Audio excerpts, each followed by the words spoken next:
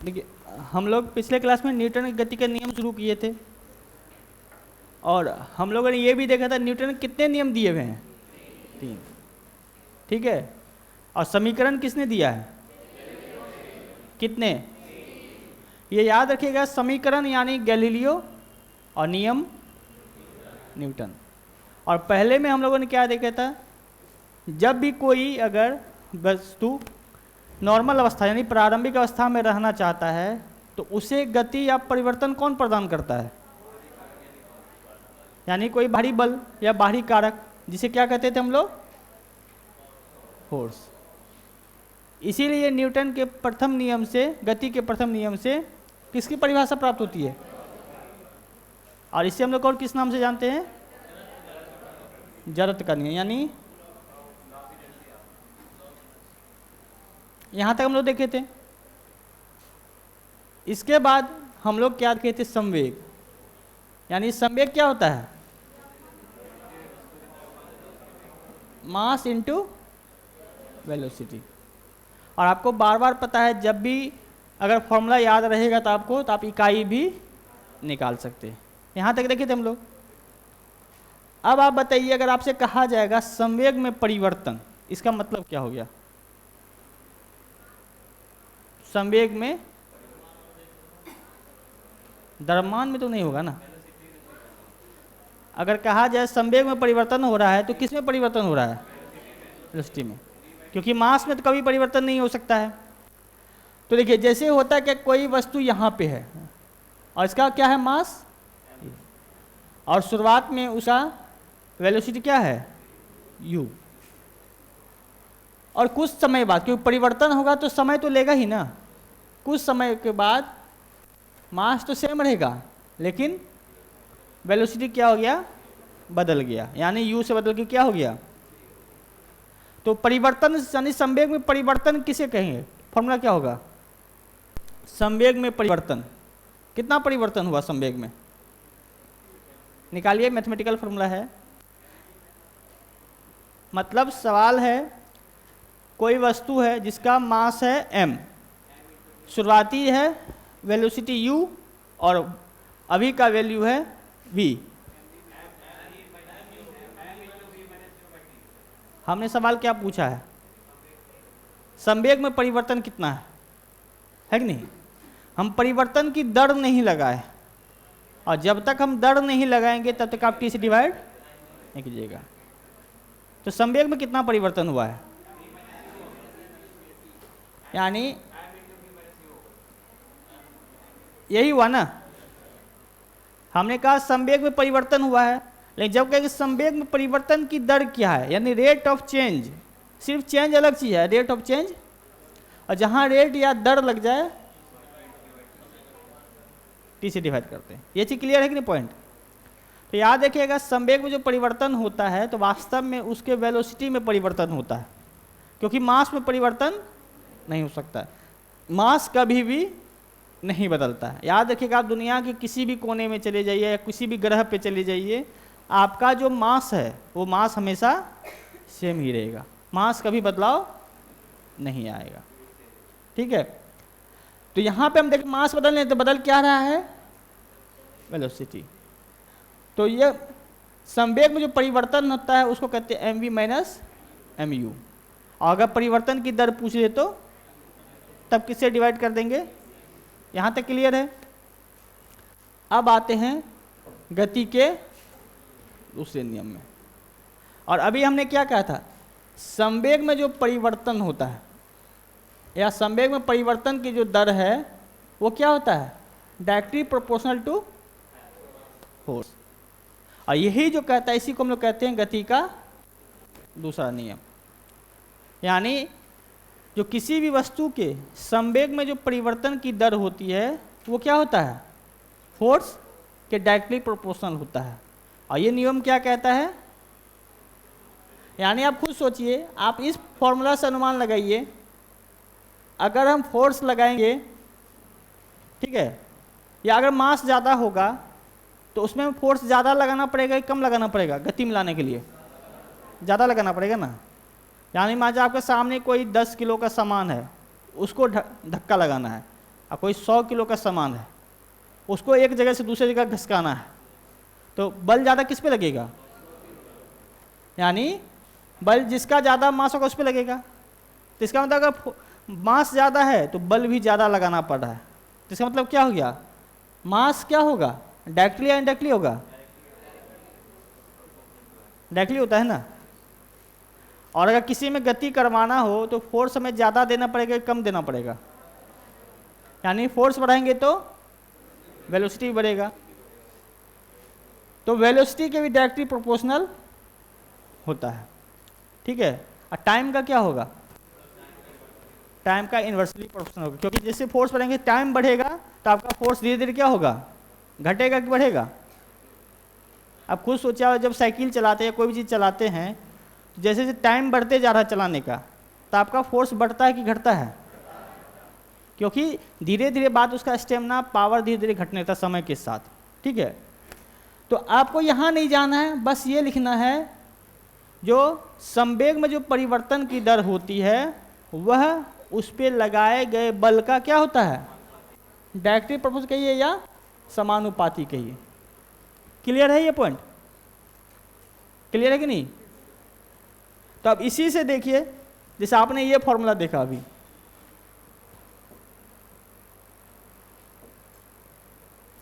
यानी फोर्स क्या है?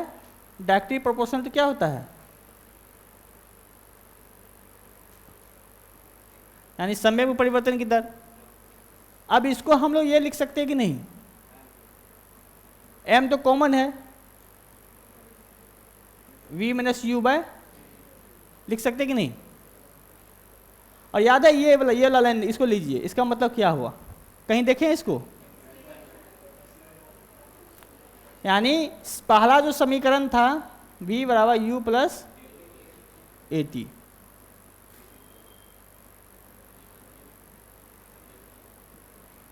तो टी ए बराबर क्या हो जाता था? b माइनस यू बाय, ये दोनों सेम है ना, इसका मतलब a बराबर क्या है? b minus u by t. तो इससे हम आप ऐसे लिख सकते हैं कि नहीं? F जो होगा directly proportional mass to acceleration, लिख सकते हैं कि नहीं? और याद देखिएगा, इसमें जब भी हम लोग इसको हटाते हैं तो इसको हटाने के लिए हमें क्या कांस्टेंट देना पड़ता? कोई न कोई कांस्टेंट देना पड़ता है। लेकिन इस फार्मूला में जो कांस्टेंट का वैल्यू किसके बराबर हो जाता है? 1 के बराबर। तो 1 के बराबर कांस्टेंट है तो दीजिए या नहीं दीजिए कोई फर्क पड़ने वाला नहीं है। तो यहाँ फार्मूला क्या हो जाएगा? फोर्स बराबर,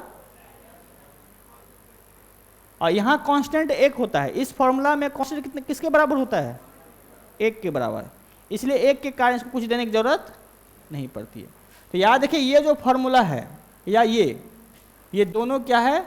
न्यूटन की गति का दूसरा नियम।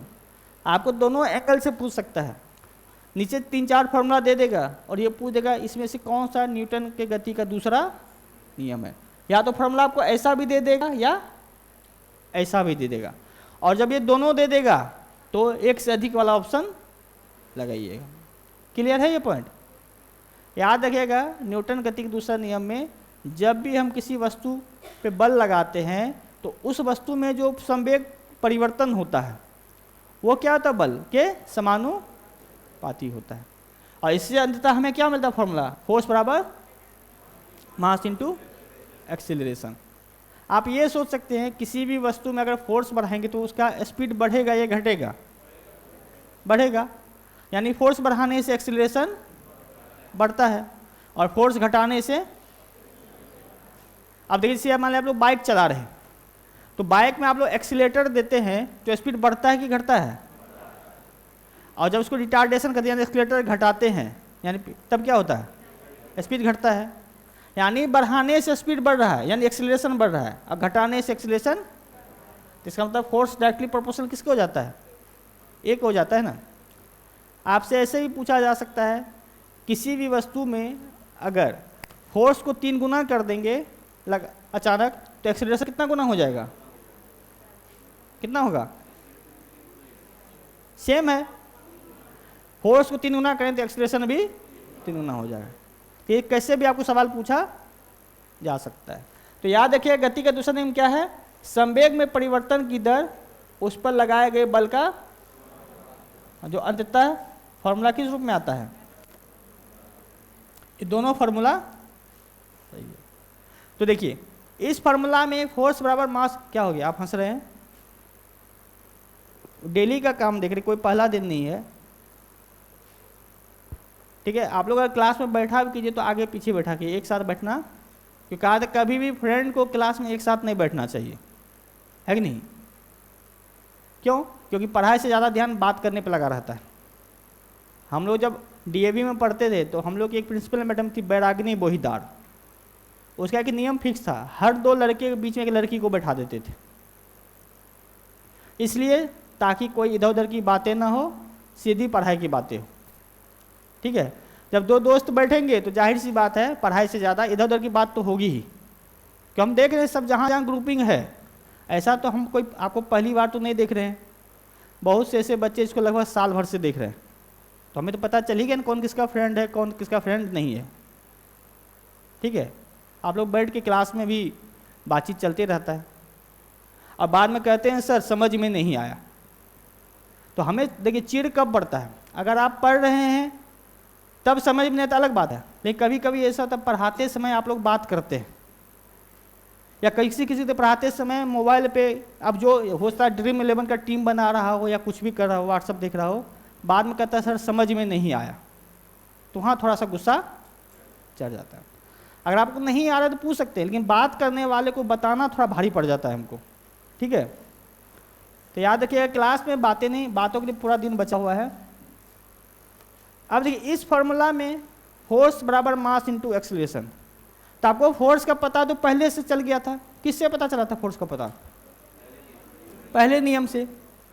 मास तो पहले से आप जानते हैं, इसमें नया चीज क्या है? त्वरण, यानी तो ये पूछा जाता है गति के दूसरे नियम से हमें क्या प्राप्त चला है? त्वरण की परिभाषा या त्वरण का पता चलता है। तो याद रखिएगा सवाल, पहले नियम से फोर्स का पता, दूसरे नियम से एक्सेलरेशन का पता, ठीक है। तो आपको गति में क्या याद रखना, पहला नियम तो था कोई बाहरी कारक जब तक नहीं लगेगा तब तक परिवर्तन नहीं आएगा, तो वहाँ फोर्स का पता चलता था और यहाँ एक्सेलरेशन का। क्लियर है ये पॉइंट? ये था आपका दूसरा नियम। अब देखिए इसके कई सारे एग्जाम्पल हैं। सबसे पहली बात, क्रिकेट खेलने से एग्जाम्पल को बचपन से ये एग्जाम्पल दिया जाता है हर किताब में। क्रिकेट यहाँ कौन कौन खेले हैं? तो खेले हैं, तो कैच लेते समय आप लोग को तो पता ही होगा हाथ का क्या स्थिति होता है, क्यों? आगे कर लेंगे तो जल्दी कैच हो जाएगा ना, क्यों हम लोग पीछे क्यों करते हैं? क्यों चोट नहीं लगेगा? गति को नहीं कम करना है, इसको कम करना, अचानक शून्य नहीं होने देना है, क्योंकि अगर अचानक शून्य हो जाएगा तो ज़्यादा फोर्स आपके हाथ पर काम करेगा। उसको स्पीड को थोड़ा सा, यानी जो गति की स्पीड की स्पीड कम होगा तो मोमेंटम अपने आप कम हो जाएगा। तो उसका मूल उद्देश्य होता है ये अचानक कम ना हो, ये धीरे धीरे कम हो ताकि चोट कम लगे। ऐसा नहीं है जो चोट नहीं लगे, नहीं, चोट कम लगे, क्योंकि अगर आप अचानक कर देंगे तो फोर्स ज़्यादा आपके हाथ पर लग जाएगा। उसी तरह आप लोग देखे होंगे बहुत सारे खासकर लड़कों में ये सब पाया जाता है, ट्रेन में चलती ट्रेन में उतरना, उतरते हैं कि नहीं? कौन कौन चलती ट्रेन में उतरे तो होंगे बहुत लोग। तो उतरते समय हम लोग क्या करते हैं? क्यों अचानक क्यों नहीं कूद जाते या पीछे क्यों नहीं चल देते? वहां भी क्या है, आपका शरीर तो गति में रहता है, तो आप अचानक अपने मोमेंटम को कम नहीं होने देना चाहते, इसीलिए कुछ सेकंड तक जो है गाड़ी के साथ आगे दौड़ते हैं ताकि आपका मोमेंटम धीरे धीरे कम हो।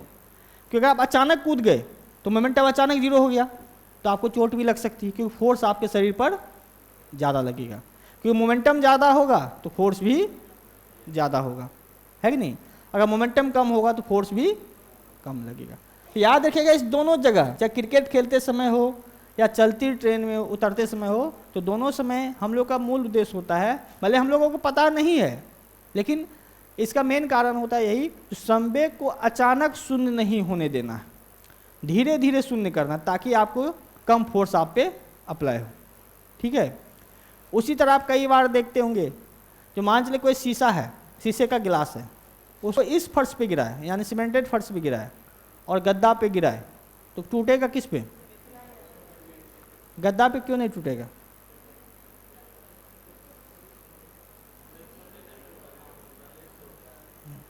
यहाँ अचानक गिराएंगे, इस पे अचानक शून्य हो जाएगा, और अचानक शून्य हो गया तो फोर्स बहुत ज़्यादा हो जाएगा, है कि नहीं? और जब आप गद्दा पे गिराते हैं तो गद्दा पे 2-3 बार गिरता है, यानी वो अचानक शून्य के अंदर अचानक रुक नहीं जाता है, रुकने के लिए उसको कुछ समय लगता है। गद्दा पे गिरा है तो कभी रुका हुआ देखते हैं? एक बार हल्का सा उछलता जरूर है। ये सब जगह क्या है, उसका एक ही उद्देश्य होता है, जो मोमेंटम को अचानक शून्य नहीं होने देना है, धीरे धीरे कम करना है ताकि फोर्स कम लगे, क्योंकि अचानक शून्य होगा तो फोर्स ज़्यादा लगेगा, है कि नहीं? समझ में कहने का मतलब क्या कहना चाह रहे हैं? ये सब जगह कौन काम करता है? न्यूटन की गति का दूसरा नियम। अब दूसरे के बाद कौन सा नियम आएगा? गति का तीसरा नियम। और ये तो सबसे प्रसिद्ध है, बच्चा भी जानता है, क्या है? यानी क्रिया के विपरीत प्रतिक्रिया होती है। इसका मतलब क्रिया और प्रतिक्रिया में कौन सा फोर्स हम लोग लगाते हैं? क्रिया वाला फोर्स के प्रतिक्रिया वाला फोर्स? हाँ, प्रतिक्रिया तो अपने आप दे देता है। याद रखिएगा, फोर्स हम लोग एक ही लगाते हैं, लेकिन सामने वाला जो भी होता है उस फोर्स के बदले में समान फोर्स लेकिन विपरीत दिशा में लगा देता है। जैसे बचपन से लोग कहता है भाई गाल में चाटा मारेंगे तो हाथ, गाल में तो चोट लगेगा ही लगेगा, उतना ही चोट आपके, लेकिन हाथ में सहने की क्षमता ज़्यादा होती, इसलिए पता नहीं चल रहा है। यानी सहने मतलब दर्द को सोखने की क्षमता, है कि नहीं? क्यों होता है, किसी को गाल पे एक चाटा खींच के दे दीजिए, हाथ पे उसी उतनी स्पीड से दे दीजिए तो चोट कहाँ ज़्यादा लगेगा? और शरीर का हर जगह जो है, हर जगह का दर्द सहने की क्षमता अलग अलग है कि नहीं? क्योंकि यहाँ पे मारने से अलग दर्द होगा, फिर नीचे पैर में मारने से अलग दर्द होता है, भले स्पीड वही क्यों ना हो, तो वो दर्द सोखने की भी क्षमता होती है। तो यहाँ भी किसी भी चीज़ पे अगर हम कोई फोर्स लगा रहे, कोई भी चीज़, तो उस फोर्स के विरुद्ध एक विपरीत प्रतिक्रिया लग ही जाता है।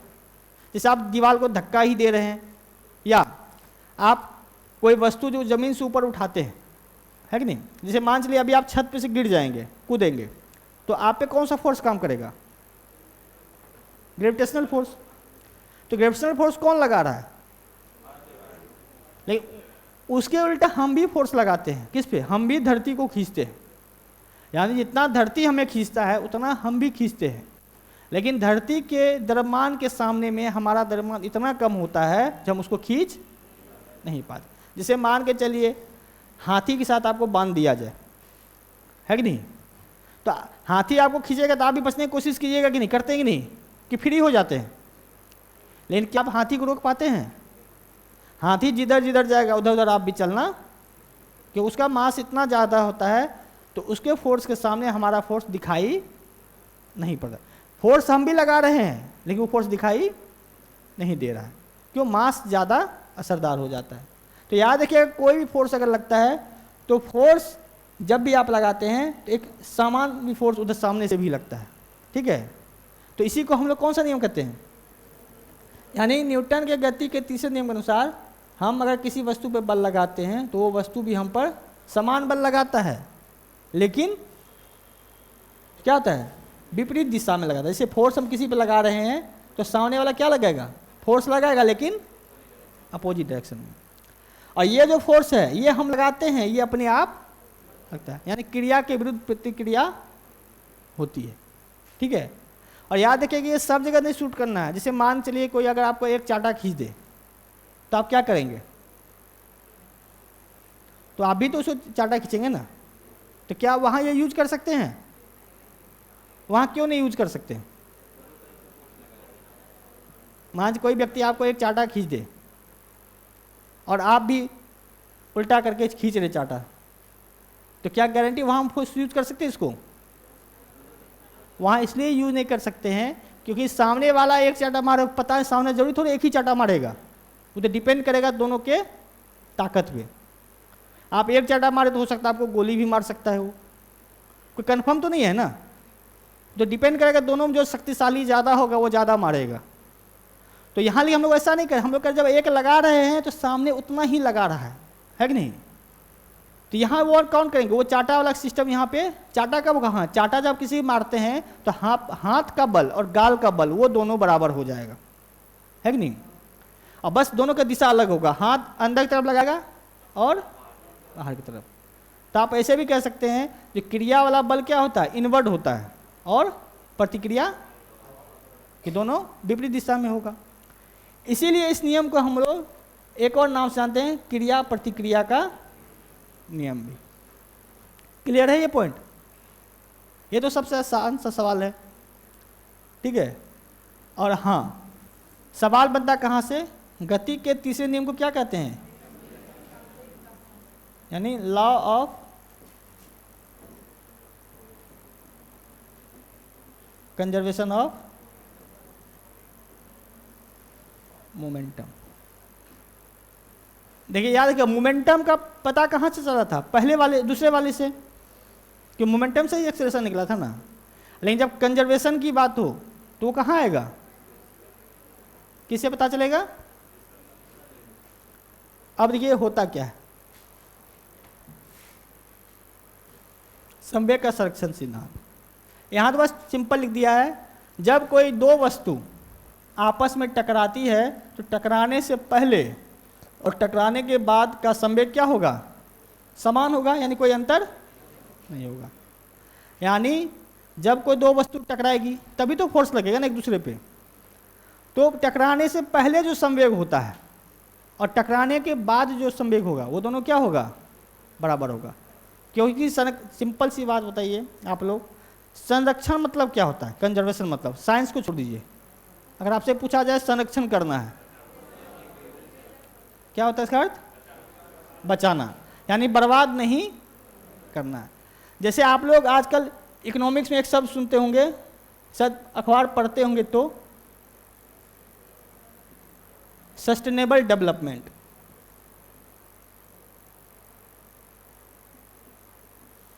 यानी सतत विकास, नाम सुना आप लोगों की नहीं, क्या होता है,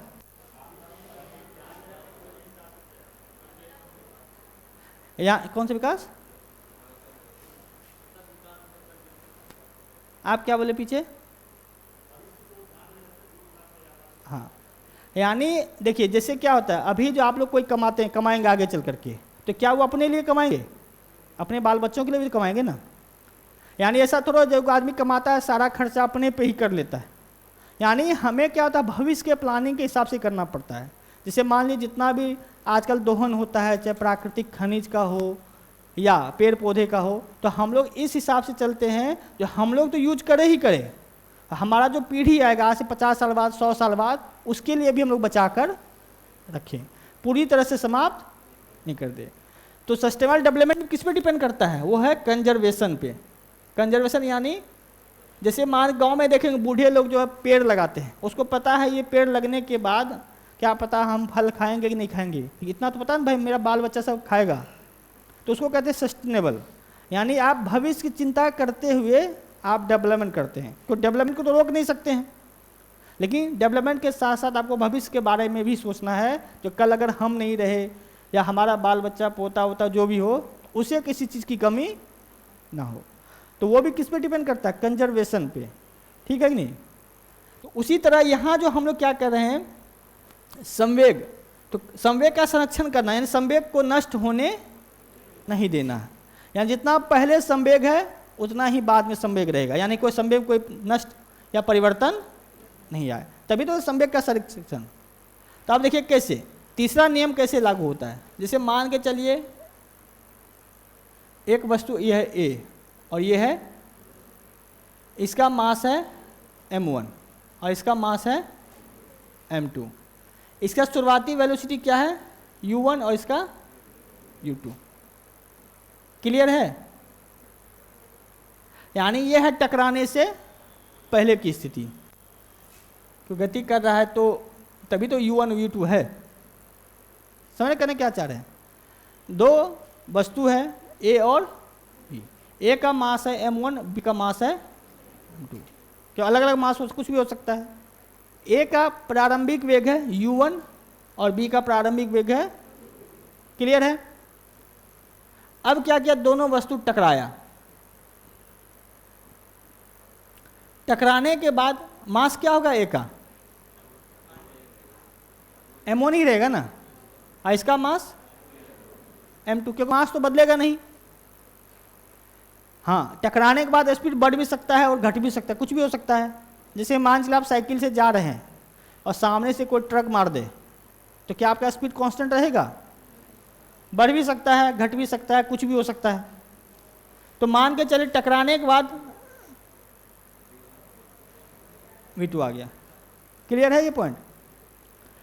यानी यह टकराने से पहले और ये टकराने के बाद। तो टकराएगा तो जाहिर सी बात है, ये तो कौन सा फोर्स लगाएगा? यानी A लगा रहा है फोर्स किस पे? तो न्यूटन का तीसरा नियम क्या कह रहा है? तो B भी किस पे फोर्स लगाएगा? तो एक फोर्स किधर से लग रहा है? B। यानी A अगर B पे लगा रहा है तो B भी A पे लगाएगा। तो आपको पता है जब A पे लगाएगा तो क्या होता है? बराबर होता है, लेकिन विपरीत होता है कि नहीं? होता है कि नहीं? ये बात क्लियर है कि नहीं? ये लाइन समझ में आया कि नहीं? FA बराबर माइनस B। किसको समझ में नहीं आया? हाँ, नहीं समझ में आया? देखिए, A जब B से टकराया तो A क्या किया? B पे फोर्स लगाया, तो B भी तो A पे फोर्स लगाएगा ना, तीसरे नियम के अनुसार। तो A जो है B पे लगा रहा है कितना फोर्स? FA। तो B किस पे लगा रहा है? FB का मतलब B लगा रहा है फोर्स। लेकिन हमने तीसरे नियम में क्या कहा था? दोनों फोर्स क्या होता है? बराबर होता है, लेकिन विपरीत दिशा में होता है। तो विपरीत का निशानी क्या होता है? माइनस। क्लियर है? अब देखिए, दूसरे नियम में हम लोग क्या देखे थे? फोर्स का फॉर्मूला क्या था? फोर्स इसमें यानी mb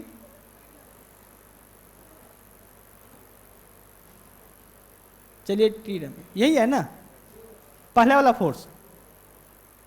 ये सही है कि नहीं?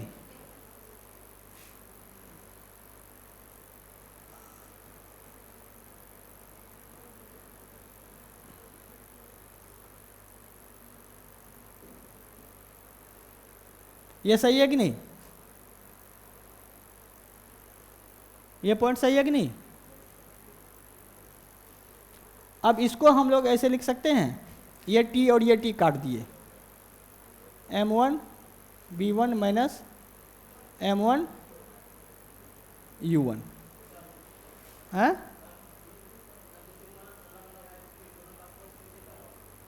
तो फोर्स जो लगा रहे हैं जितना, यहाँ मास से मतलब नहीं होता फोर्स यहाँ लगाते समय। जब हम लोग फोर्स लगाते हैं तो सामने वाला भी उतना ही फोर्स लगाता है। यहाँ मास के कारण लगता है, वहाँ किसी फोर्स के कारण, वेलोसिटी के कारण बदलाव कारण हो जाता है। मास से यहाँ कोई लेना देना नहीं। अगर मान लीजिए हम क्या दीवार पर टकराते हैं तो दीवार पे भी फोर्स लगा रहे हैं, तो दीवार भी हम पे उतना ही फोर्स लगा रहा है, लेकिन दीवार के मास से हमको कोई लेना देना यहाँ पे नहीं है। अब इसमें देखिए क्या लिखेंगे, माइनस m2 v2 और प्लस m2 u2। ये लाइन समझ में आया कि नहीं आपको? यहाँ तक क्लियर है? क्लियर कि नहीं? थोड़ा सा इस पे देखिएगा, टकराने से पहले दोनों का वैल्यू संवेग कितना था? m1 u1 plus m2 u2 था कि नहीं? टकराने से पहले संवेग था कि नहीं? और टकराने के बाद संवेग क्या हो गया था? m1 b1 प्लस m2, ये था टकराने के बाद संवेग था कि नहीं? है कि नहीं? तो अब इसको हम लोग क्या करते हैं, इसी फॉर्मूला को आगे बढ़ा देते हैं। तो m1 b1 को एक तरफ लेते हैं, m1 b1, अब b2 वाला को इधर ले जाएंगे तो क्या हो जाएगा? m2 b2 बराबर, और इसको इधर ले आते हैं m1 u1 प्लस m2। आ रहा है कि नहीं? आ रहा है कि नहीं? लगता है बहुत लोग समझ में नहीं आया। किसको समझ में नहीं आया ये बताइए पहले। इंटर में क्या है आपका? आर्ट्स, इसलिए थोड़ा दिक्कत हो गई। देखिए मैथ में क्या सिस्टम है, पहले फिर शुरू से समझिए। दो वस्तु है ए और ए का मास है m1 और बी का मास है, हो सकता है शुरुआत में u1 मतलब आप कोई भी स्पीड मान सकते हैं, और इसका है u2। तो शुरुआत में अगर हम दोनों का अगर देखें तो यानी टकराने से पहले जो संवेग था, इसका संवेग था m1 और u1 था, और इसका संवेग क्या था? m2 और u2। तो टकराने से पहले दोनों के संवेग का योग कितना था? दोनों को जोड़ दिए। टकराने के बाद दोनों का वेलोसिटी बदल गया, तो टकराने के बाद क्या संवेग आ गया? ये आ गया, है कि नहीं? तो परिभाषा मेरा क्या कहता था? टकराने से पहले और टकराने के बाद का संवेग क्या होगा? बराबर होगा, यानी इसके बराबर इसको हमको प्रूव करवाना है। क्लियर है? अब क्या किया, जब दोनों टकराया तो टकराने के बाद जो एफ ए बराबर एफ बी लगाया, लेकिन ये माइनस हो जाएगा, ये विपरीत है। और इसका तो आप फॉर्मूला भी देखे थे ना आप, ये जो आप फॉर्मूला लिखते, यानी फोर्स का फॉर्मूला क्या था? M v minus m u by t, और सेम इधर भी है। अब दोनों के टी बराबर है तो टी टी कट गया, और इसको जब तोड़े यानी यहाँ माइनस के तो माइनस m1 m2 v2 हो गया, और minus minus plus m2 u2 हो गया। अब दोनों v1 को एक जगह कर दिए और u1 वाला को, तो अब देखिए ये जो है यह तो पहला वाला है ना, और ये क्या है? टकराने से पहले का है। अब दोनों बराबर है कि नहीं? तो आपको इतना नहीं, ये फॉर्मूला आपको नहीं रखना है, आपको बस ये याद रखना है, ये लाइन याद रखना है। ये बस आपको समझाने के लिए किया गया है। संवेग का संरक्षण का मतलब होता है जब कोई दो वस्तु आपस में टकराती है तो टकराने से पहले का संवेग और टकराने के बाद का संवेग बराबर होता है, न कम न ज़्यादा होता है, और इसी को कहते हैं संवेग का संरक्षण। क्लियर है ये? और कन्फ्यूजन किसी को? तो याद रखिएगा, फिर से शुरू से इसमें देखते हैं सब में, तीनों नियम में। तो पहले इसका एक बार एग्जाम्पल देख लेते हैं तीसरे नियम का। कहाँ देखते हैं? न्यूटन गति के तीसरे नियम का एग्जाम्पल। यानी जब कोई गड्ढा में धूल को उड़ाना हो तो लाठी मारते हैं तो नीचे से क्या निकलता है? धूल निकलता है कि नहीं? तो क्योंकि वो भी नीचे से क्या लगा दे रहा है? फोर्स लगा दे रहा है। और गन चलाते तो कहाँ लगता है तीसरा नियम? गन के किस हिस्से में? क्योंकि देखिए काली, अगर आप बंदूक चलाना कहेंगे, बंदूक चलाते हैं गोली निकल जाती है, तो ये हो गया पहला नियम हो गया, क्यों आप दबाएं फोर्स दिए तो गति में आ गया। हाँ, जब बंदूक हम चलाते हैं तो व्यक्ति को झटका पीछे महसूस होता है। क्यों? जब गोली आगे भागता है फोर्स, झटका जो पीछे देता है उतना ही देता है, लेकिन हमारा शरीर इतना वजनदार होता है वो पीछे ज़्यादा नहीं जा पाता है। तो वहाँ पे तीसरा नियम लागू होता है। बस आप ये नहीं कह दीजिएगा कि बंदूक चला दिए तो तीसरा नियम लागू हो गया। बंदूक जब चलाते हैं तो उसमें कई नियम काम करता है। पहला नियम तो काम करता है, गोली उसमें प्रारंभिक शांत अवस्था में रहता है, जैसे ट्रिगर दबाए फोर्स दिए तो गोली निकल गया। तो ये कौन सा नियम हो गया? पहला है ना, शांत था, फोर्स दिए, आगे बढ़ा। लेकिन जब आगे जैसे ही बढ़ा तो पीछे आपको धक्का दे दिया, तो वो जो धक्का दे दिया तब उस जगह हम लोग काउंट करते हैं न्यूटन गति का तीसरा नियम। और कहाँ देखते हैं? हाँ, दौड़ने में कैसे? हाँ, वो हमको पता, आप सही करें, बस आपको पूछना चाह रहे कैसे, क्योंकि बहुत सारे लोग क्या है, जितने भी आप लोग एग्जाम्पल दिए हैं सब लूसेंट का उठा के बोल दिए, यही सब ना जो बचपन सब चीज देखते हैं। याद आप सिंपल सेट कर लीजिए, दुनिया में जितना भी फोर्स लगता है सब जगह दोनों बल काम करता है, यानी तीसरा नियम काम करेगा हर जगह, हर जगह कहीं भी। अगर आप क्रिकेट भी खेलते हैं तो गेंद मारते हैं तो गेंद पे लगता है तो वही इतना फोर्स बैट पे भी लगता है कि नहीं? अगर आप चलने या दौड़ने के बाद हम जैसे चल रहे हैं तो जैसे में एक फोर्स मेरा आगे जा रहा है तो पैर एक फोर्स मेरा पीछे भी लगा रहा है कि नहीं? हर जगह, यानी वहाँ पे कौन सा, वहाँ फ्रिक्शनल फोर्स तब के यूज कर लेते हैं हम लोग। जब आप धरती पे गिरते हैं तो एक जितना ग्रेविटेशनल फोर्स लगाता है तो हम लोग भी फोर्स लगाते हैं, ऊपर खींचते हैं, लेकिन धरती का मास इतना ज़्यादा होता है जो हम लोग उसको ऊपर खींच नहीं पाते। बस दिमाग में सेट कर लीजिएगा, लिखते समय बार बार करें। फिजिक्स में एग्जाम्पल जब भी ऑप्शन देगा उदाहरण, तो सब में सेट करके देखिएगा क्या ये लागू हो सकता है कि नहीं है, क्योंकि इसके अनगिनत एग्जाम्पल है। ये 2-3 एग्जाम्पल लूसेंट में बाकी किताबों में मिल जाता है कि नहीं। और एग्जाम में जब भी ऐसे, तो एग्जाम्पल जब भी पूछेगा तो यही 4-5 पूछ देता है, इससे ज़्यादा पूछता नहीं है। अगर ज़्यादा पूछे तो आपको बस दिमाग में सेट करना है यहाँ लागू होगा कि नहीं होगा। और याद रखिए जितना अगर चारों एग्जाम्पल देगा तो चारों एग्जाम्पल को एक बार गौर से देखना पड़ेगा, है कि नहीं। और शब्द से हर एक शब्द को पकड़ना पड़ेगा फिजिक्स में, ठीक है। तो यहाँ याद रखिएगा, जैसे बाकी एग्जाम्पल तो लिख दिए हैं, एग्जाम्पल में देख लीजिएगा। तो न्यूटन के गति के बारे में हम लोग 2 चीज़ सीखे, समीकरण और गति नियम। समीकरण गैलीलियो ने दिया, वो भी 3 दिए, नियम भी 3 था, लेकिन किसने दिया। और पहले नियम से बल की परिभाषा और जड़त्व का नियम भी कहते थे उसको। दूसरे नियम से मोमेंटम और एक्सीलरेशन के बारे में पता चला। और तीसरे नियम से संवेग का संरक्षण सिद्धांत प्राप्त हुआ। क्लियर है। अब आते हैं हम लोग फिर से किस टॉपिक पे, बल। तो बल की परिभाषा कहाँ से प्राप्त हुई है, गति के प्रथम नियम से, जिसमें कहा गया था बल वह बाहरी कारक है जो किसी भी वस्तु के प्रारंभिक अवस्था में क्या लाता है, परिवर्तन लाता है। कि जब तक फोर्स नहीं लगेगा तब तक परिवर्तन। कोई ऐसा एग्जाम्पल बता सकते हैं बिना फोर्स के जिसमें परिवर्तन हुआ हो, बताइए कोई ऐसा एग्जाम्पल। डेली जीवन का ही कोई यूज कर लीजिए, क्योंकि ऐसा हो ही नहीं सकता है जो बिना फोर्स के कारण परिवर्तन आ सके, ठीक है। अब उसमें हम लोग ये तो परिभाषा देखे थे और फॉर्मूला कहाँ से निकाले थे, दूसरे नियम से, यानी फोर्स बराबर मास इंटू एक्सीलरेशन। तो आप इसका इकाई तो निकाल सकते हैं। क्यों आपको देखिए, अगर इकाई याद नहीं आ रहा है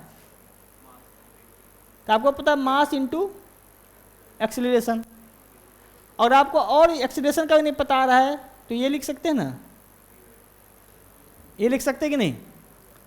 तो मास का क्या होता है, वेलोसिटी का मीटर सेकेंड, और टाइम का केजी मीटर पर सेकेंड स्क्वायर। तो आप ऐसे भी निकाल सकते हैं। फॉर्मूला इसलिए कहते हैं बार बार याद रखिए, तो फॉर्मूला से अगर आपको इकाई नहीं भी पता है तो इकाई आपको पता चल जाएगा। तो इसका इकाई क्या होता है, केजी मीटर पर सेकेंड स्क्वायर। और ये जाहिर सी बात है, बल की परिभाषा किसने दिया है, न्यूटन ने दिया है ना। तो पहला नियम तो न्यूटन ही दिया है, तो इसीलिए इसकी इकाई को, इसके मान रखने के लिए एसआई इकाई के तौर पे इसको क्या कर दिया गया है, न्यूटन रख दिया गया। तो याद रखिएगा, जब आपसे पूछा जाएगा जो इसका बल का एसआई इकाई क्या है, अगर केजी मीटर इस रेशियो में दिया हो तब तो आपको सीधे लिखा देना है केजी मीटर पर सेकेंड स्क्वायर। लेकिन जब उस नाम के हिसाब से दे, न्यूटन, गैलीलियो, फिर बाकी और कोई नाम दे, तो आपको लगा देना है न्यूटन, जिसको हम लोग किसे प्रस्तुत करते हैं, कि न्यूटन का ही मान होता है केजी मीटर पर सेकेंड स्क्वायर। इसलिए क्या बार बार आपको ऑप्शन में ध्यान देना, ऑप्शन कैसा दे रहा है। अगर न्यूटन के हिसाब से दे रहा है तो न्यूटन लगा दीजिएगा, अगर केजी मीटर पर सेकेंड के हिसाब से दे रहा है तो उस हिसाब से आपको लगा देना। क्लियर है ये पॉइंट। तो एसआई इकाई बल की क्या है और सीजीएस इकाई डाइन। तो न्यूटन और डाइन, अब ये तो आ गया 1 न्यूटन बराबर 10⁵ डाइन। ये कैसे निकालना होगा, वैसे आप लोग याद रख सकते हैं 1 न्यूटन बराबर 10⁵ डाइन।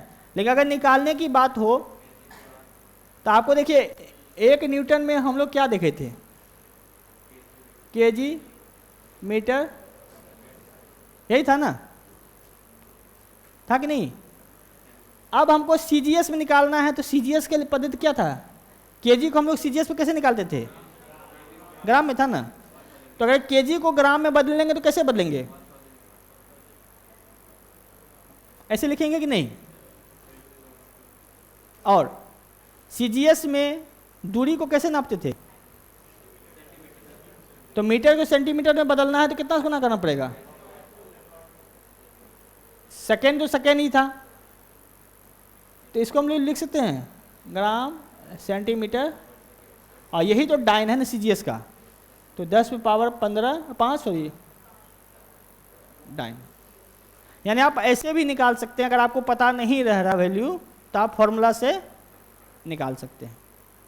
वैसे जनरली आप याद ही रख लीजिएगा 1 न्यूटन बराबर 10⁵ डाइन, और अगर नहीं याद रहा तो ये फॉर्मूला के आधार पे आप निकाल सकते हैं।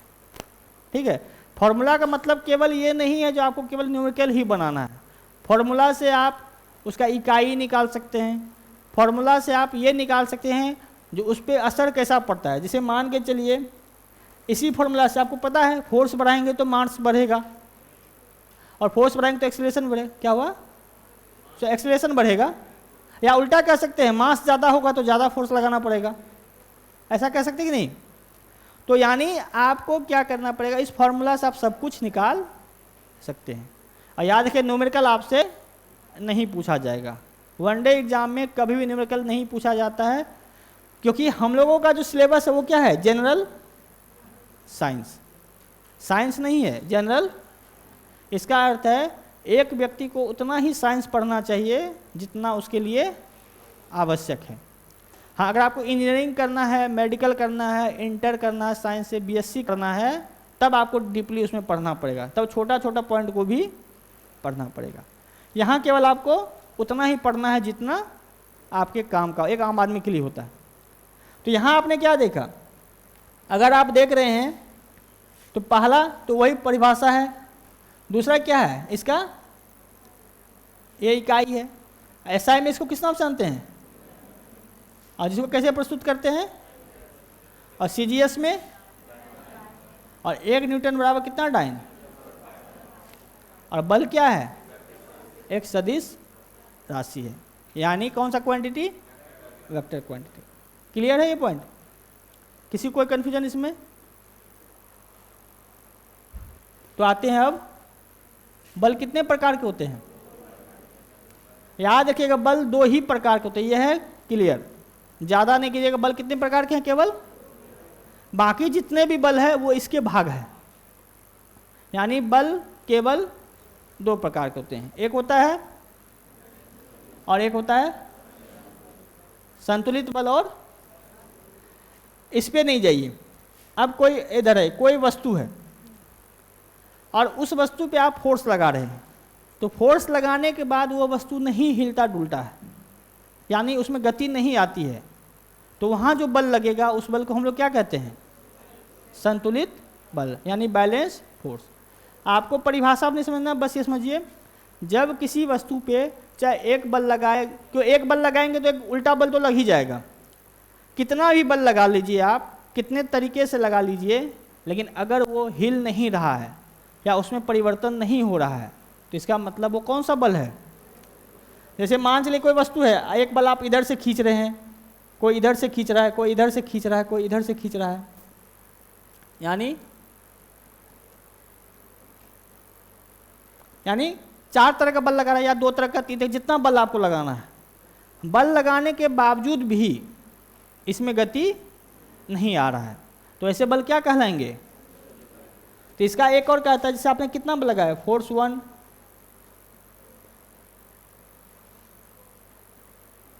और सभी फोर्स लगा देंगे तो इसका वैल्यू कितना हो जाएगा? 0। तब ये क्या कहलाता है? संतुलित बल। क्योंकि याद है संतुलन में अंत में 0 आपको लाना पड़ता है। किसका किसका कॉमर्स बैकग्राउंड रहा है इंटर में? किसी का नहीं, तो रहा होगा, आपका भी रहा है। जिसका रहा है तो आपको पता होगा बैलेंस शीट पढ़ा होगा, बैलेंस ऑफ पेमेंट पढ़ा होगा। तो बैलेंस शीट में क्या निकाल, अंत में क्या होता है? दोनों बराबर होता है। अब बराबर को अगर एक को दोनों के एक साइड कर देंगे तो बराबर कितना हो जाएगा? 0 के बराबर होगा कि नहीं? तो हाँ, बैलेंस जहाँ भी शब्द यूज होता है तो दोनों का अगर एक साइड ले आएंगे तो उसका वैल्यू कितना हो जाएगा? 0 के बराबर हो जाएगा। तो सेम चीज़ वही शब्द यहाँ भी यूज हो रहा है। बैलेंस करने का मतलब कोई भी फोर्स आप लगा दीजिए, सब फोर्स को जोड़ करके अगर शून्य आ जा रहा है तो इसका मतलब वो फोर्स क्या हो गया, बैलेंस हो गया, शून्य के बराबर हो गया, यानी इसमें अब कोई गति नहीं। नेट फोर्स कितना हो गया इसका, अब जब जीरो हो गया तो हिलेगा डुलेगा नहीं वो। क्लियर है ये पॉइंट। तो जब आप कई तरह से बोल सकते हैं, पहला तो आप ये भी कह सकते हैं किसी वस्तु पे बल लगाने के बाद भी अगर उसमें परिवर्तन ना आए स्थान में तो वो हो गया संतुलित बल। आप इसको ऐसे भी कह सकते हैं किसी वस्तु पे कितना भी बल लगाए तो सारे बल का मान किसके बराबर हो जाएगा, शून्य के बराबर हो जाएगा, या टोटल जो कुल बल है नेट फोर्स वो किसके बराबर हो जाएगा, शून्य हो जाएगा। तो वैसे स्थिति में क्या क्या कहते हैं हम लोग, संतुलित बल। क्लियर है ये पॉइंट। यानी किसी वस्तु पर बल लगाया जाए और फिर भी वो गति उत्पन्न ना हो तो क्या कहलाएगा, और सभी वस्तु पर लगने वाले सभी बलों का योग क्या होगा, शून्य। तो सभी फोर्स मिला के शून्य हो गया तो उसके बाद उसमें गति तो अपने आप नहीं होगा। ठीक उल्टा है, जब हम किसी वस्तु पे बल लगाएं और उसमें गति आ जाए तो क्या हो जाएगा, यानी संतुलन का ठीक उल्टा। यानी पहले में क्या था, कितना भी बल लगा लिए उसमें गति नहीं आया। जैसे मान के चलिए ये दीवार ही, आप कितना भी धक्का लगा दीजिए क्या ये हिलेगा, तो इसको हम लोग कौन सा बल कहेंगे, संतुलित बल। जब इसी को हम लोग जेसीबी से धक्का मार दे तो ये हिलेगा कि नहीं, गिर जाएगा, तो उसको हम लोग कौन सा बल कह देंगे, असंतुलित बल। तो यानी असंतुलित बल में जितना भी अगर फोर्स लगाएंगे उसका मान क्या होगा, शून्य के बराबर, या तो ज़्यादा होगा या कम। तो ऐसे फोर्स होता नहीं है। अब मान के चलिए F1 F2 F3 F4 है, अब ये इस दोनों का बल ज़्यादा है किसकी तुलना में, इसकी तुलना में, तो वस्तु किधर चलना शुरू कर देगा, इधर चलना शुरू कर देगा। यानी जिधर ज़्यादा फोर्स लगेगा उसी की तरफ वो गति करना शुरू कर देगा। तो असंतुलित बल में क्या है, जब हम किसी वस्तु पे बल लगाते हैं और वो गति करने लगे तो क्या हो जाएगा, असंतुलित बल। या आप उसको ऐसे भी कह सकते हैं उस पर जितना भी बल लगाया गया सब का अगर हम लोग योग कर दे तो शून्य के बराबर नहीं है। क्लियर है ये पॉइंट।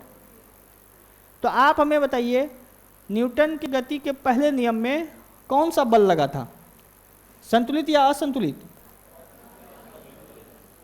कौन सा था। क्योंकि हमने क्या किया, प्रारंभिक अवस्था में बदलाव ला देता है, और बदलाव कौन लाएगा, ठीक है, संतुलित बदलाव नहीं लाता।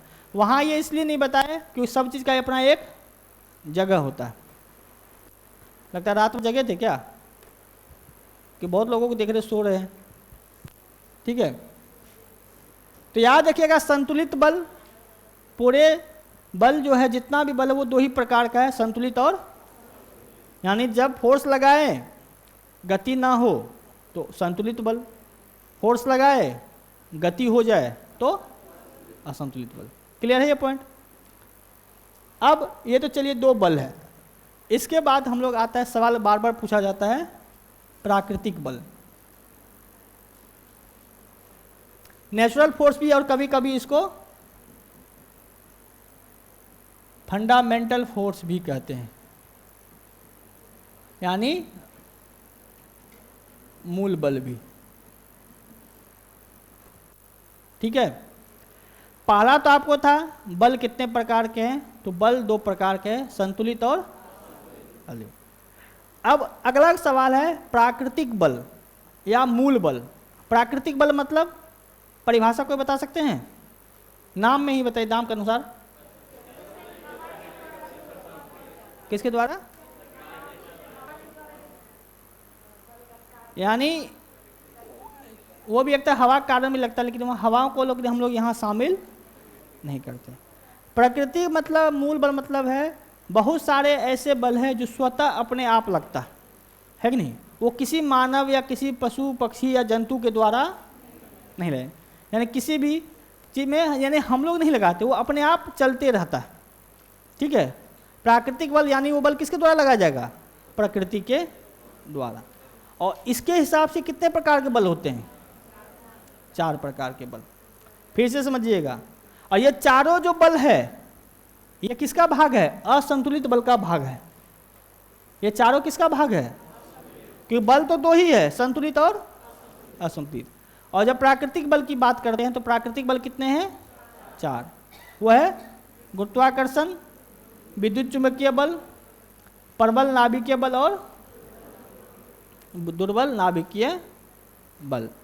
क्योंकि देखिए ग्रेविटेशनल फोर्स क्या कोई व्यक्ति या कोई जीव लगाता है, ये अपने आप लगता है। इलेक्ट्रोस्टैटिक फोर्स भी, इलेक्ट्रोमैग्नेटिक फोर्स भी अपने आप लगता है। और हर परमाणु के अंदर जो बल लगता है नाभिक के अंदर, वो भी अपने आप लगता है।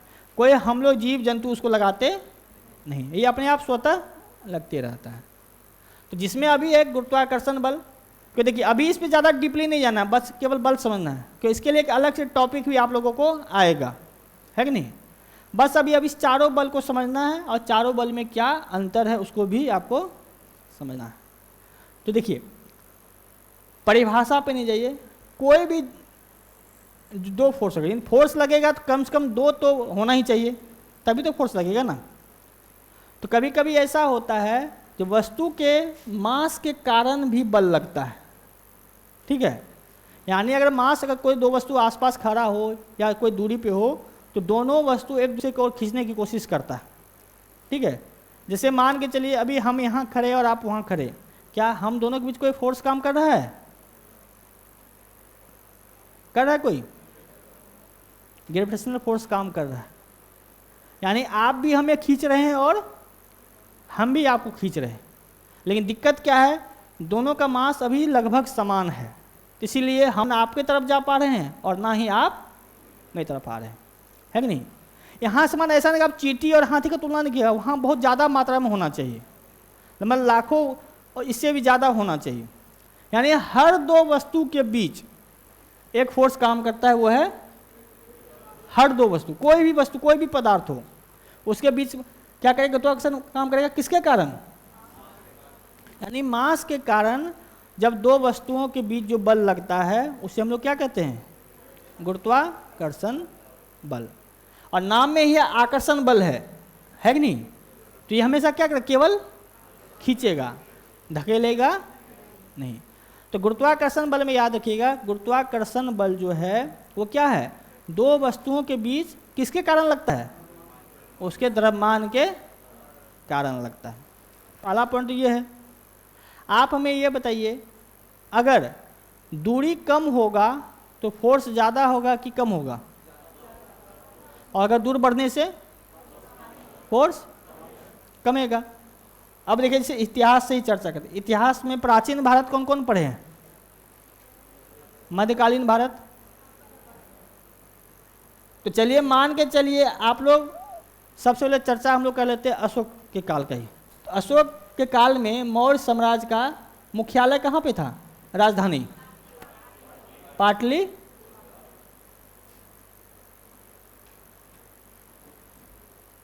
और इसका पश्चिम में सबसे सीमा कौन सा था दूर का? कंधार। अभी किस देश में है? कंधार, काबुल यानी अफगानिस्तान में। अब आप हमें ये बताइए, कई बार बीपीएससी मेंस में पूछा गया है, जो अशोक का काल जो था उसमें केंद्रीकरण ज़्यादा था। केंद्रीकरण मतलब पावर राजा के पास ज़्यादा था, यानी सारा शक्ति केंद्र में ही निहित था। तो क्या ये बात सही है? अशोक के काल में प्रशासन का केंद्रीकरण ज़्यादा था, क्या ये बात सही था? पीटी में भले ही आप सही कर देंगे, लेकिन मुख्य परीक्षा में सही क्यों नहीं कर पाते? उसका जो था वो केवल पटना के आसपास क्षेत्रों में ही पावर ज़्यादा था। क्यों? क्योंकि ये नज़दीक था। जब भी कोई दंगा फसाद कुछ भी होता था तो जाके तुरंत मार करके। लेकिन जब कंधार का जो स्थिति था, इतना दूर का जो स्थिति था, तो वहाँ अगर कोई विद्रोह होता था तो इसको दबाना मुश्किल हो जाता था। कि आज ना हम लोग एरोप्लेन से 2 घंटा में पहुँच जाते हैं, पहले तो सबसे तेज़ सवारी घोड़ा ही होता था। तो यहाँ से वहाँ जाने 2 से 3 महीना लग जाता था, और तब तक वो अपना तैयारी कर लेता था। उसी तरह आप लोग दिल्ली सल्तनत में भी देखे होंगे। दिल्ली सल्तनत में अगर मुगल ये पढ़े होंगे मध्यकालीन भारत, कौन कौन पढ़े हैं? तो मध्यकालीन भारत में सबसे ज़्यादा विद्रोह किस राज्य ने किया है? बंगाल ने, क्योंकि उसको पता था दिल्ली से बंगाल बहुत दूर है, वो जब तक दिल्ली से बंगाल तक पहुँचेगा तब तक हम अपना सेना तैयार कर लेंगे। तो कहने में जितना दूर होता है उतना ही पकड़ मतलब फोर्स कम होगा। दूरी बढ़ने से फोर्स में कमी आती है, वो भी बहुत तेज गति से कमी आती है। अभी देखिए जैसे अभी हम और आप लोग हैं, पर डे मिलते हैं, तो हम लोगों में एक अच्छा है, आपका हर चीज़, कौन दाढ़ी बना के कल आया है, कौन कैसा करके आया, कौन कैसा मेकअप, सब हम लोग को पता रहता है।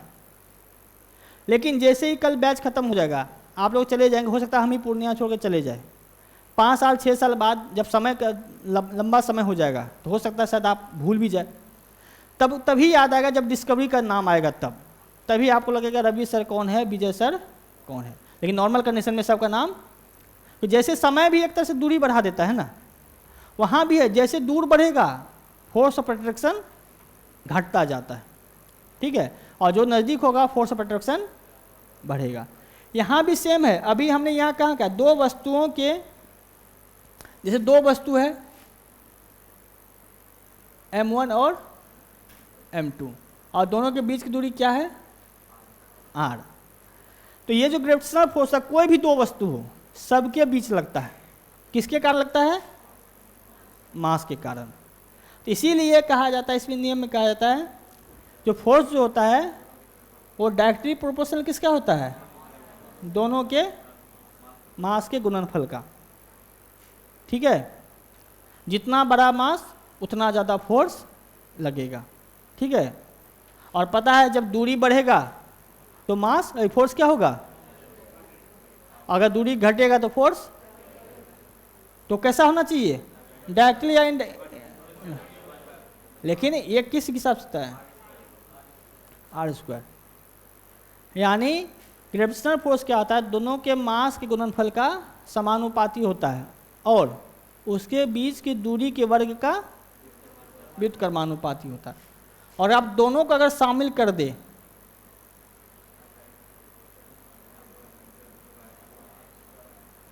तो हमें क्या प्राप्त होता है, फोर्स क्या हो गया, directly proportional to m1 into m2 upon. लेकिन हम लोग कभी भी डायरेक्टली प्रोपोर्शनेट का वैल्यू तो पता चलता नहीं है, तो उसको हटाने के लिए हमें क्या डालना पड़ता है, कोई न कोई कांस्टेंट डालना पड़ेगा। तो यहाँ इसको हटाने के लिए हम लोग क्या किए,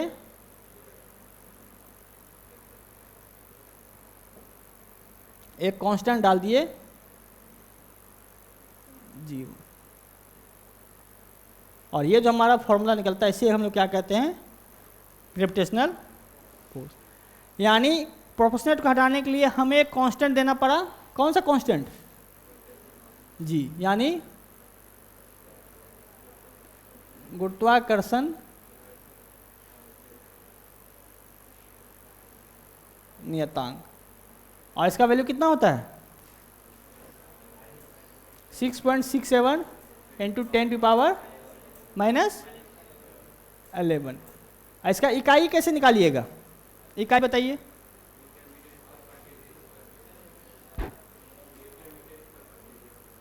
ठीक है, फिर से समझिए। अगर आपको इकाई नहीं पता है, तो याद रखिए बिना इकाई की यह सवाल पूरा नहीं होगा, क्योंकि जब भी केवल नंबर तो है नहीं, वो उसके साथ क्या है, इकाई भी शामिल है। तो इकाई निकालने के लिए पहले ये तो फॉर्मूला ये लिख चुके हैं, ये तो लिखने का नहीं, आगे नीचे लिखा हुआ ही है, ये आप देख लीजिएगा। अब देखिए जैसे इसी में देख लीजिए, हमें क्या फॉर्मूला पता चला, और हमें ये पता है, इसका वैल्यू ये पता है, गुरुत्वाकर्षण नियतांक का 6.67 इंटू 10⁻11 क्या हो गया। अब देखिए वो इकाई तो चलिए अभी याद कर लिए, अगर याद ना हो तो कैसे निकालिएगा, याद अगर नहीं हो तो आपको ये फॉर्मूला पता है, ये फॉर्मूला पता है कि नहीं, आपको निकालना किसका है, जी का निकालना है ना।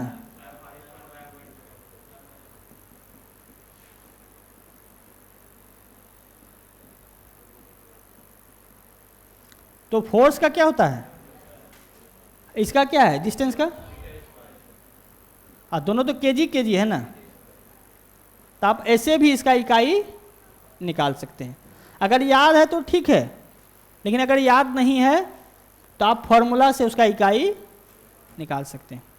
क्योंकि देखिए एग्जाम में कभी कभी क्या दे देगा, कैपिटल जी का मान दे देगा, तीनों जगह आपको यही ये वैल्यू तो दे देगा, लेकिन यहाँ बदल देगा, और जल्दबाजी में आप लोग क्या करेंगे, ये वैल्यू देखेंगे और टिक लगा देंगे, यही होता है ना। लेकिन आंसर लगाने से पहले आपको इकाई को भी फोकस करना पड़ेगा। अगर इकाई डायरेक्टली याद अगर रख लिए तब तो कोई बात नहीं है, अगर याद नहीं है तो वहाँ भी आप निकाल, लेकिन उसके लिए कम से कम आपको ये फॉर्मूला पता होना चाहिए। क्लियर है ये पॉइंट? यानी याद रखिएगा, ग्रेविटेशनल फोर्स जब भी लगता है तो किसके कारण लगता है, मास के कारण लगता है। ये सवाल कई बार पूछा जाता है, ग्रेविटेशनल फोर्स क्यों लगता है, किसके कारण लगता है? वो सभी दो पदार्थों या सभी दो पिंडों के बीच लगता है, ठीक है।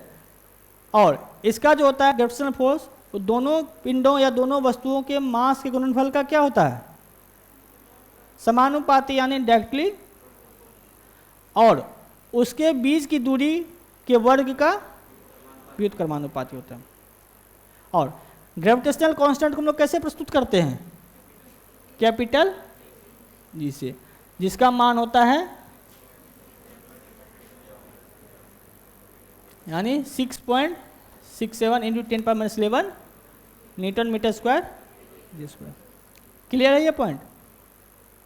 अब देखिए, गुरुत्वाकर्षण बल, ये जो भी चारों प्राकृतिक बल बताए, यानी गुरुत्वाकर्षण बल, विद्युत चुंबकीय बल, प्रबल नाभिकीय बल, और इसका वैल्यू सबसे कम होता है।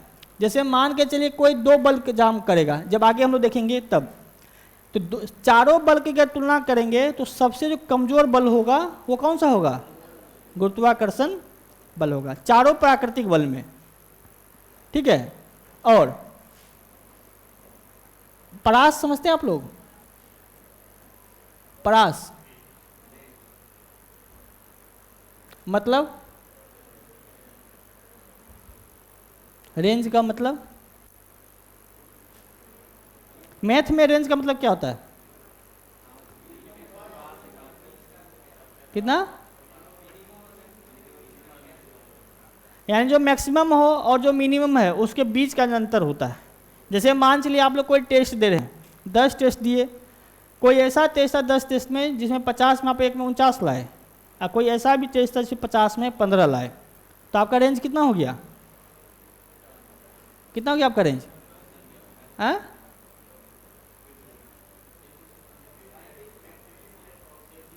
तैंतीस अप्रोक्स, इसमें भी आप अप्रोक्स,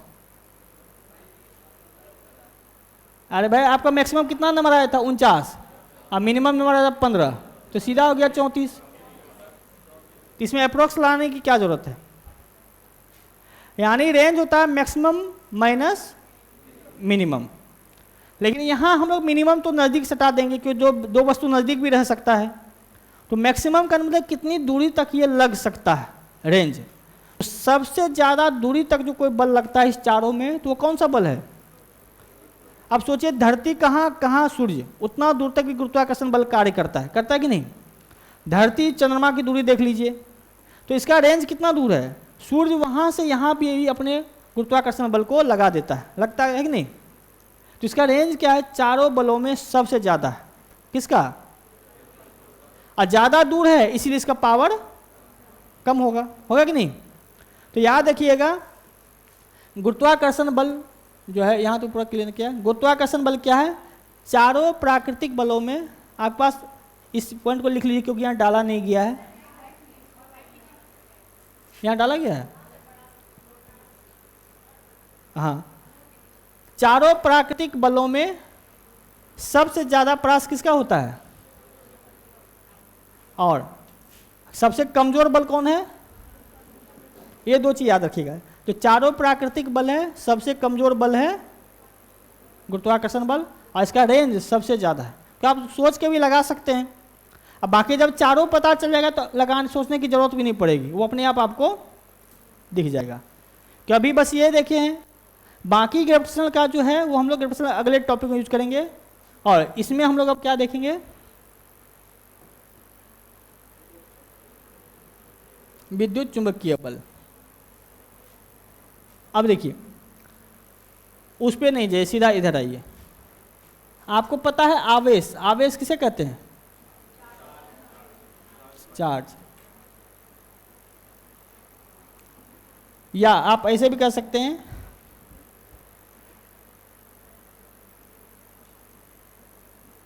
आवेशित कण, चार्ज पार्टिकल। तो वहां की ग्रेविटेशनल फोर्स किसके किसके बीच लगता था? दो वस्तुओं के बीच। किसके कारण? लेकिन यहां क्या होगा, किसके किसके बीच लगेगा? दो चार्जों के बीच लगता है। यानी दो चार्ज के बीच भी आप देखते हैं ना, प्लस माइनस अगर एक साथ रखते हैं तो क्या होता है? खींच लेता है। और अगर सेम चार्ज प्लस प्लस या माइनस माइनस क्या करेंगे? तो खींचना और धकेलना भी क्या है? बल है। वो जो खींच रहा है या धकेल रहा है उसी को तो हम लोग विद्युत चुंबकीय बल कहते हैं ना। तो याद आप ऐसे रखिएगा, जब दो चार्ज के बीच जो बल लगता है, चाहे वो आकर्षण बल हो या विकर्षण बल हो, तो उस बल को हम लोग क्या कहते हैं? विद्युत चुंबकीय बल। तो देखिए पहला सवाल क्या कहना, दोनों जब भी आप लोग पढ़िएगा तो सभी को एक साथ रख करके, ग्रेविटेशनल फोर्स और ये इलेक्ट्रोमैग्नेटिक फोर्स। ग्रेविटेशनल फोर्स का मतलब है दो वस्तुओं के बीच लगता है, और इलेक्ट्रोमैग्नेटिक फोर्स दो चार्ज के बीच लगता है। दूसरा यानी ग्रेविटेशनल फोर्स किसके कारण लगता था? दूसरा तो चार्ज बोल ही दिए। तीसरा पॉइंट क्या बोले, जो गुरुत्वाकर्षण बल है वो क्या है? केवल आकर्षण बल है। गुरुत्वाकर्षण केवल खींचता है, धकेलता। लेकिन इलेक्ट्रोमैग्नेटिक फोर्स क्या है?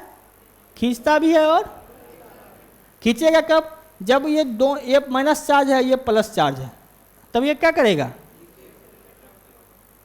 लेकिन जब ये माइनस और ये माइनस हो जाए क्या करेगा? धकेलेगा। लेकिन जब ये प्लस और ये प्लस हो जाए तो ये जो बल है आकर्षण बल भी है और विकर्षण बल भी है। गुरुत्वाकर्षण बल क्या है? केवल आकर्षण बल है। तो आप हमें ये बताइए, अब ये जो चार्ज है तो चार्ज के बीच तो दूरी कितना ज़्यादा होगा कि कम होगा गुरुत्वाकर्षण बल से? कि चार्ज की दूरी भाई यहाँ से वहीं तक लग सकता है ना। आप लोग कभी क्या देखते हैं, जब आप कोई तार को छूते हैं या तार के नज़दीक जाते हैं तभी तो आपको करंट लगता है ना। अब कोई तार वहाँ खुला तार इतना दूर से जा रहा है तो वो हमको क्या खींच लेगा? यानी उसका रेंज तो बहुत कम हो गया। लेकिन सोचिए गुरुत्वाकर्षण बल कहाँ था? सूरज भी हम लोगों को घुमा रहा है, कितना दूर से घुमा रहा है। लेकिन वो चार्ज हमको अगर ये ट्यूब के पास हो तो घुमा, उसके लिए हमको कम से इतना नज़दीक आना पड़ेगा। हाँ, इतना दूर से तब घुमाएगा, इतना दूर से जब वो 36,000 या 43-44,000 का पावर हो तब। तो फिर भी रेंज ज़्यादा 1 मीटर तक जाएगा, है कि नहीं? तो इसका रेंज क्या है? गुरुत्वाकर्षण बल से कम है। तभी दोनों की तुलना कर रहे हैं। अब इसका जो आप फॉर्मूला की अगर बात करते हैं तो हमने क्या, ये दो चार्ज के बीच लगेगा, चाहे वो खींच रहा हो या धकेल रहा हो। अलग अलग चार्ज है तो आकर्षण करेगा, और अगर सेम चार्ज है तो, ये तो क्लियर है कि नहीं? अब इस दोनों के बीच की दूरी है r, ठीक है। तो अभी देखिए यहाँ एक सवाल ये आ जाता है, आप ये कह सकते हैं सर चार्ज स्थिर होगा कि गतिशील होगा? दोनों कंडीशन हो सकता है चार्ज रुका हुआ है, ऐसा भी हो सकता है चार्ज घूम भी रहा है, हो सकता है कि नहीं? तो जब चार्ज स्थिर होता है, यानी विद्युत चुंबकीय बल को भी हम लोग दो भाग मारते हैं। एक होता है स्थिर विद्युत बल, यहाँ जब दो आवेश क्या होगा? निश्चित दूरी पर किस अवस्था में होगा? यानी ये और ये क्या है? स्थिर अवस्था में। बाकी जो दूसरा है वो है गतिशील अवस्था, यानी जब आवेश किस अवस्था में होगा? यानी दोनों चार्ज घूम रहा है, तो वहाँ पे तो फोर्स लगेगा, तो समय समय हर सेकंड में उसका दूरी बदलते रहेगा कि नहीं? तो वहाँ जो बल लगेगा उसको हम लोग क्या कहते हैं? चुंबकीय बल। यानी गतिशील विद्युत बल को ही हम लोग एक और नाम से जानते हैं, मैग्नेटिक फोर्स। याद रखिएगा। एक हो गया आपका स्थिर विद्युत बल, यानी स्थिर विद्युत बल में जो चार्ज है वो घूम नहीं रहा, चार्ज क्या है? स्थिर है, तो उसको हम लोग कहते हैं इलेक्ट्रोस्टैटिक फोर्स। नाम में है इलेक्ट्रोस्टैटिक, स्टैटिक मतलब स्थिर। एक होगा जिसमें चार्ज क्या हो रहा है? घूम रहा है, यानी डायनेमिक इलेक्ट्रिक फोर्स, और इसी को हम लोग क्या कहते हैं? Magnetic force. यानी याद रखिए इलेक्ट्रिक और मैग्नेटिक फील्ड दोनों सेम ही चीज़ है, बस अंतर क्या है, एक में चार्ज रुका हुआ है और एक में चार्ज घूम रहा है। क्लियर है? तो पहले पे आते हैं। तो इसमें हम लोग क्या देखें, दो चार्ज है लेकिन दोनों अभी किस अवस्था में है, और दोनों के बीच की दूरी है r। तो सेम वही है, यहाँ भी जो फोर्स लगेगा वो क्या होगा, दोनों के चार्ज का क्या होगा डायरेक्टली, और आपको पता है दूरी बढ़ेगा तो फोर्स भी घटेगा। बस हुआ था, मास की जगह हम लोग क्या लगा दिए, चार लगा दिए, Q1 और Q2। ऐसा पहले में भी था ना, लेकिन हमको तो इसको हटाना पड़ेगा, तो यहाँ हटाने के लिए हम लोग क्या कर दिए,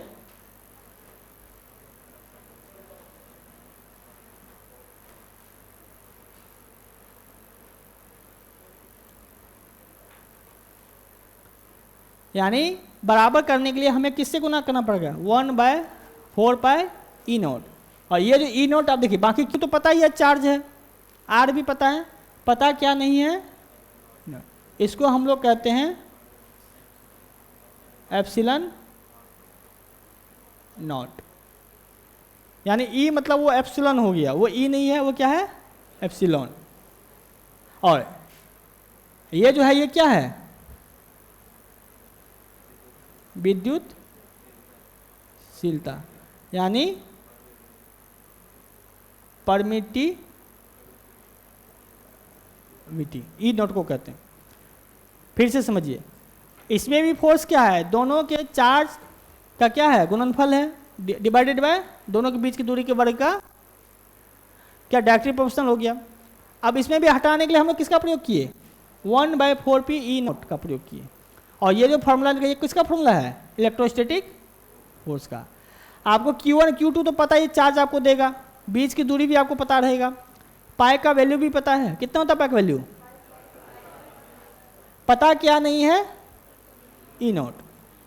और E0 को हम लोग क्या कहते हैं एप्सिलॉन नॉट। और ये क्या होता है विद्युतशीलता, यानी एक कांस्टेंट है तरह से। अब यह है तो इसका एक वैल्यू भी होगा ना, तो इसका वैल्यू कितना है 8.85 10⁻12 फैराड पर मीटर, यानी फैराड पर मीटर। ये हम बताएंगे कब, जब इलेक्ट्रिसिटी पढ़ाएंगे तब। अभी बस ये समझिए इलेक्ट्रोस्टैटिक फोर्स का फॉर्मूला क्या होता है, फोर्स बराबर 1/4πE0 into Q1 into Q2 upon R²। E0 को हम लोग एप्सिलॉन नॉट भी कहते हैं, जिसका मान होता है 8.85 इंटू 10⁻12 फैराड पर मीटर। क्लियर है ये पॉइंट। लेकिन कांस्टेंट तो केवल ये कांस्टेंट, तो ये पूरा कांस्टेंट है ना, कांस्टेंट तो पूरा है। तो आजकल का ये लिखा हुआ ये आजकल इस फॉर्मूला को हम लोग ऐसे डिनोट नहीं करते, नियम तो पहले ये फॉर्मूला चलता था ये वाला। अब इसके जगह पे हम लोग क्या कर दिए हैं, फोर्स बराबर K इंटू, आजकल ये फॉर्मूला चलता है, जहां K बराबर क्या हो जाता है, सेम ही चीज है कि नहीं, K बराबर, समझ में आया कि नहीं पॉइंट। तो आप लोग K का वैल्यू निकाल कर बताइए कितना होगा। मोबाइल है, मोबाइल का यूज कर सकते हैं, K का वैल्यू निकालिए।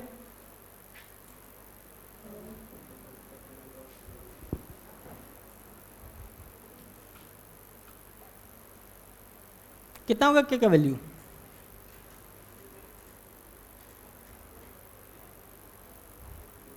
निकालिए K का वैल्यू। और वह जब मोबाइल का प्रयोग करने के लिए बोल दिए फिर भी इतना दिक्कत,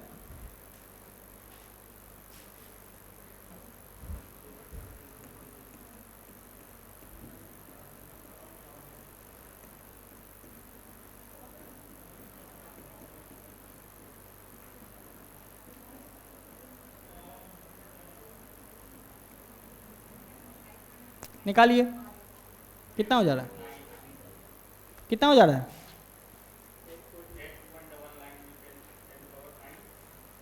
अब इसको गुना कर लीजिएगा, जो वैल्यू आएगा वो आप लिख सकते हैं, क्योंकि बाकी आपको सब तो पता ही है ना। क्योंकि ई नॉट का पता आपको है, पाई का पता है ही, तो आप उसे के निकाल सकते हैं, लेकिन आपसे ये कभी पूछेगा नहीं। ठीक है, तो आज के लिए इतना ही रखते हैं, कल हम लोग देखेंगे बाकी का अन्य। ठीक है।